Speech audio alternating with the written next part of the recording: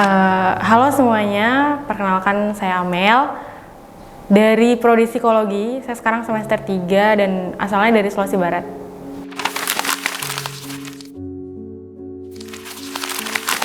Oke, kenapa UMKT? Sebenarnya dari Sulawesi itu saya nggak tahu Kak. Jadi kayak saya nggak tahu nih kampus-kampus apa aja yang ada di Kalimantan. Nah, saya memilih UMKT ini sebagai rekomendasi dari teman saya yang kebetulan alumni juga, dia di pendidikan bahasa Inggris tahun 2019, kayak ngerekomendasikan udah kuliah di sini aja, banyak beasiswanya kok, terus kan kamu nanti bisa sambil kerja, jadi pasti bisa gitu. Akhirnya saya milih, oh ya udah daftar aja waktu itu.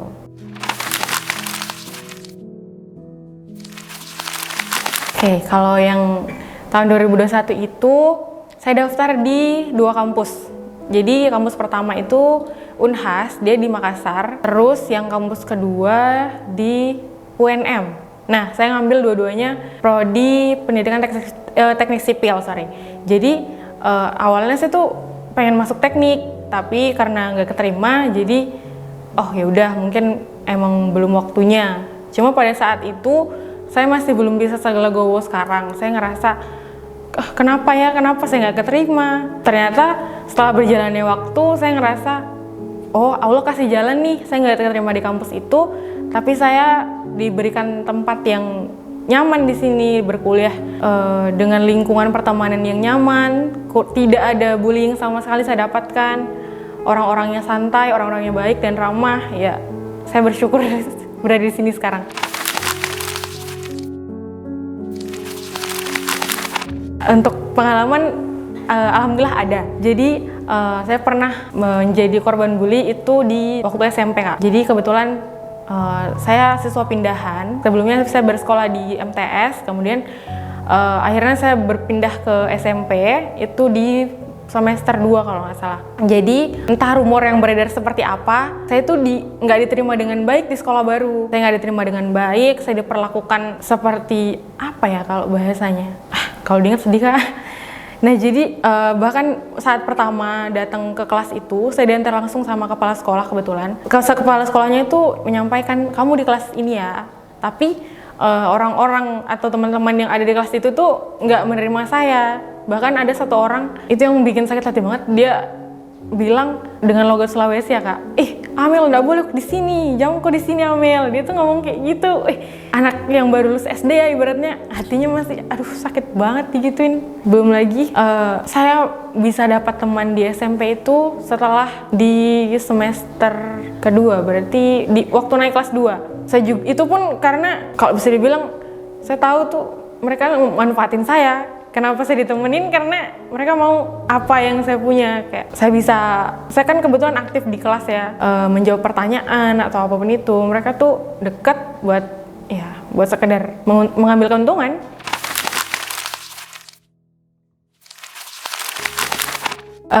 Pertama kali daftar itu atas saran teman saya.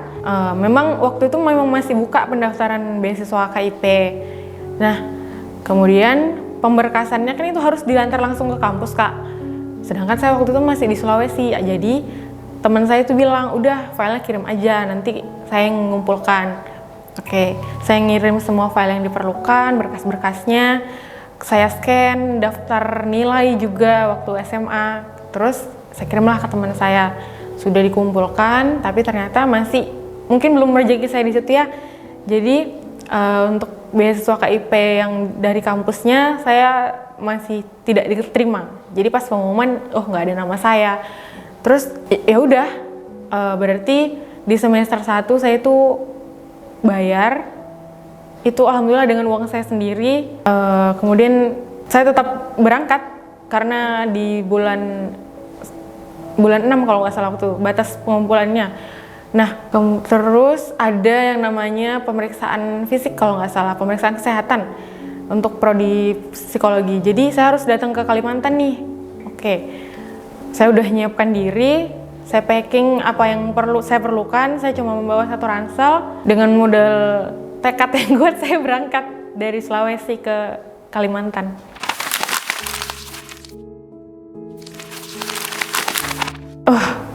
Kalau diinget-inget lumayan seru Kak.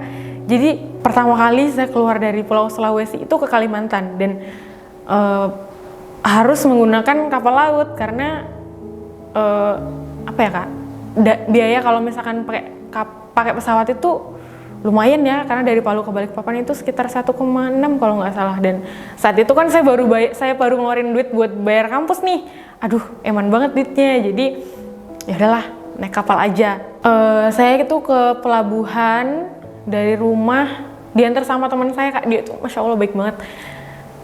Saya diantar ke pelabuhan, kemudian dia tungguin kapal saya tuh berangkat jam 3 subuh kalau nggak salah. Ditungguin, ditemenin, akhirnya kapalnya berangkat. Dan itu benar-benar pertama kali saya keluar keluar pulau sendiri.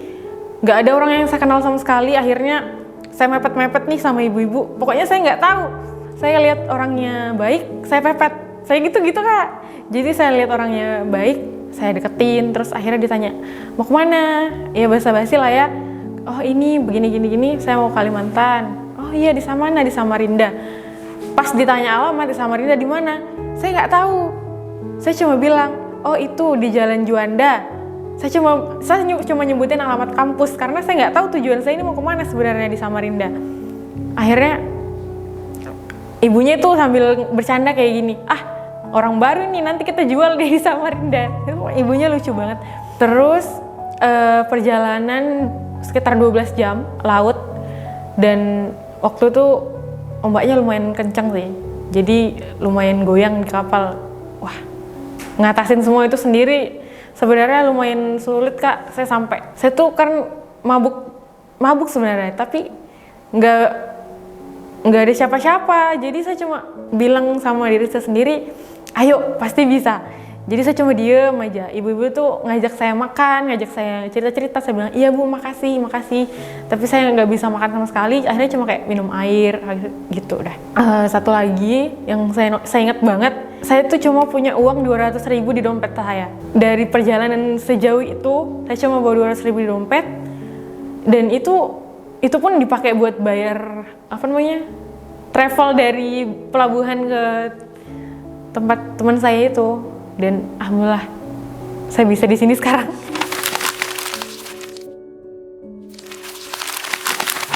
Walaupun nggak lulus beasiswa, saya tuh selalu yakin gitu, pasti ada jalan. Selama apa yang saya tuju itu baik, pasti Allah itu kasih jalan, kasih pemudah. Contohnya pertama nih, saya pas nggak keterima beasiswa, tabungan saya itu cukup untuk bayar biaya semester pertama, itu aja. Saya nggak punya simpanan uang lain, dan saya selalu bertekad nih, bahkan kalau misalkan saya nggak lulus beasiswa, mending saya nggak usah kuliah gitu awalnya. Terus kalau misalkan saya nggak kuliah dengan biaya sendiri atau harus membebankan orang tua saya, lebih baik saya tunda dulu. Kayak kemarin saya kan sempat gap year 1 tahun. Terus dengan berjalannya waktu, saya belajar banyak Kak. Saya belajar banyak bahwa selama yang kita tuju itu baik, pasti ada kebaikan yang datang. Dan itu saya rasakan saya tuh sampai speechless kalau bahas tentang ini. Karena ya Allah, perjalanan saya itu bukan yang dibilang mulus juga nggak terlalu, dibilang yang berat banget juga nggak, pasti banyak yang lebih berat daripada saya. Tapi saya bersyukur, saya termasuk orang beruntung, saya merasa seperti itu karena saya dipertemukan dengan keluarga yang di sini tuh udah nganggap saya keluarga. Saya bekerja dengan beliau, tapi beliau selalu mengenalkan saya tuh dengan sebutan, ini anak gedeku, ini anak gede saya, seperti itu.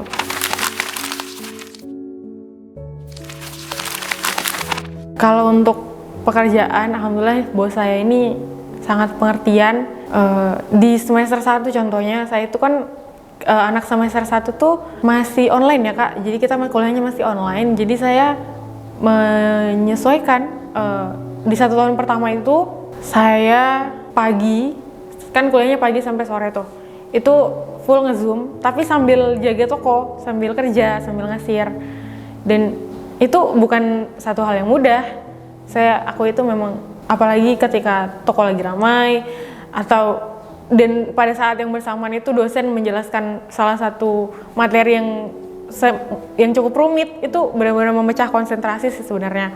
Apalagi di semester 3 ini sudah mulai masuk kampus secara full ya, jadi full offline. Nah, di situ bersyukurnya bos saya sangat perhatian Kak. Pas saya izin untuk pulang kampung di bulan Juni, itu bertepatan dengan libur Idul Adha, saya pulang kampung sebentar. Bos saya tuh langsung ngomong, mau ngajak siapa Mel?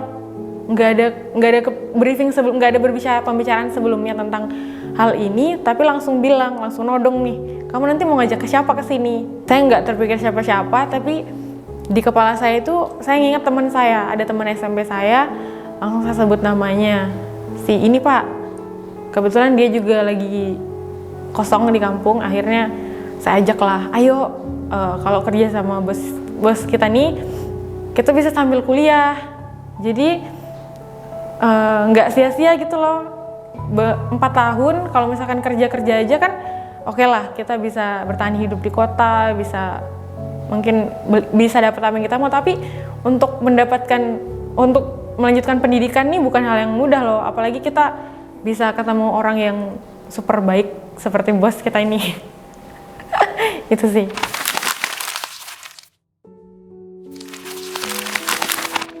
Pas nggak keterima beasiswa di awal itu ya cukup kecewa ya, tapi saya nggak mau berlarut-larut. Kemudian untuk proses keterimanya di beasiswa Ibu Hetiva, pertama pada saat itu saya tuh lagi ngasir Kak, saya lagi kerja, tiba-tiba dapat WhatsApp nih sekitar jam 2 kalau nggak salah, dapat WhatsApp, Assalamualaikum, kalau nggak salah isinya benar dengan Amalia Fitri, kami dari Hetiva Scholarship ingin meminta data diri Anda. Terus saya dikirimkan link Google Drive, kemudian saya isilah Google Drive itu. Terus nggak berselang lama dari situ ada pesan kedua untuk meminta buat video perkenalan diri. Nah, jadi isi video perkenalan diri itu adalah biografi singkat tentang saya, kemudian asalnya dari mana, kemudian visi misinya apa, alasan mengapa layak nih menjadi penerima beasiswa Hetiva dan sebagainya. Terus kayak ada satu lagi yang saya ingat banget, kalau misalkan keterima, apa nanti peran yang akan kamu sumbangkan ke Kalimantan Timur? Wah, saya semangat banget bikin video itu. Tapi pas yang jadi masalah adalah chat itu tuh masuk di jam 2 Kak. Terus batas pengumpulan videonya itu di jam 5 sore. Wah, saya sangat keteteran waktu itu, saya keteteran banget. Akhirnya saya buat videonya, saya edit dengan ala kadarnya. Ya, yang penting jadilah, yang penting apa yang saya sampaikan ini dapat dipahami, dapat dimengerti. Terus saya langsung upload ke Google Drive. Nah, penguploadan ke Google Drive itu benar-benar lama banget, saya nggak tahu kenapa, kayaknya wifi-nya lagi error atau gimana, benar-benar lama banget. Akhirnya saya beraniin diri buat ngechat kakaknya yang hubungi saya bilang, kalau Kak, mohon maaf videonya udah jadi, tapi videonya ini masih belum ke-upload ke Google Drive, jadi apakah bisa ya? Terus kakaknya bilang, oh iya nggak apa-apa, kirim aja link Google Drive-nya. Akhirnya saya kirimkan link Google Drive-nya. Setelah menunggu sekitar 1 minggu kurang lebih, dapat pengumuman bahwa saya lulus sebagai salah satu penerima KIP aspirasi, dan itu rasanya bahagia sekali Kak. Dengan lika-liku yang saya hadapi selama ini, ketolak beasiswa, kemudian harus memutar otak nih gimana saya bisa hidup, harus bayar biaya kuliah dan sebagainya. Terus dapat angin segar dari keterimanya beasiswa itu, wah luar biasa banget Kak, seneng, bahagia.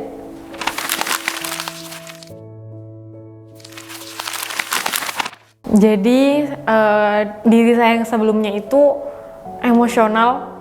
Sampai sekarang saya masih cukup emosional atas semua hal. Saya tuh sensitif, dikit-dikit nangis, gampang nangis memang. Dari situ saya belajar untuk bisa jadi orang yang lebih sabar dan harus bisa menerima takdir, bahwa nggak semua yang kita inginkan itu bisa kita dapatkan saat itu juga, tapi cukup menunggu, biarkan waktunya yang bermain, karena hal baik itu selalu datang. Itu yang selalu saya tekankan dalam diri saya. Dan sekarang saya merasa jadi orang yang jauh lebih baik.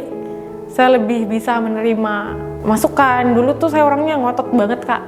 Apa yang saya mau ya orang lain tuh nggak bisa bantah apa yang ada dalam diri saya, apa yang ada dalam pikiran saya. Jadi setelah semua yang saya alami, ternyata nggak selamanya yang kita mau itu baik untuk kita. Bisa jadi sesuatu yang bukan yang kita inginkan itu adalah salah satu yang terbaik yang Allah siapkan.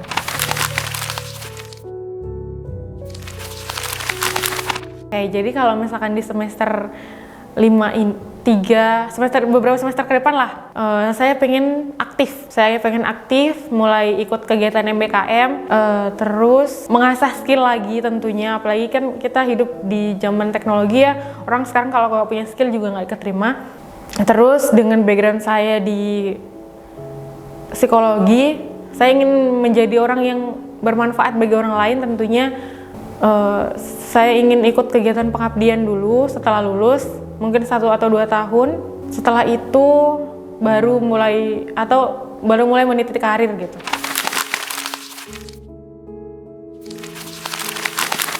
Jadi yang ingin saya sampaikan adalah sesulit apapun situasi yang kita hadapi, kalau kita punya tujuan, selama tujuan itu baik, tetap yakin, tetap titi jalan itu walaupun selangkah demi selangkah, walaupun sambil terseok-seok, karena akan selalu ada jalan, selalu ada kemudahan yang diberikan oleh Allah Subhanahu wa Ta'ala. Dan yakini apa yang kamu tuju, usahakan apa yang kamu mau, dan jangan menyerah.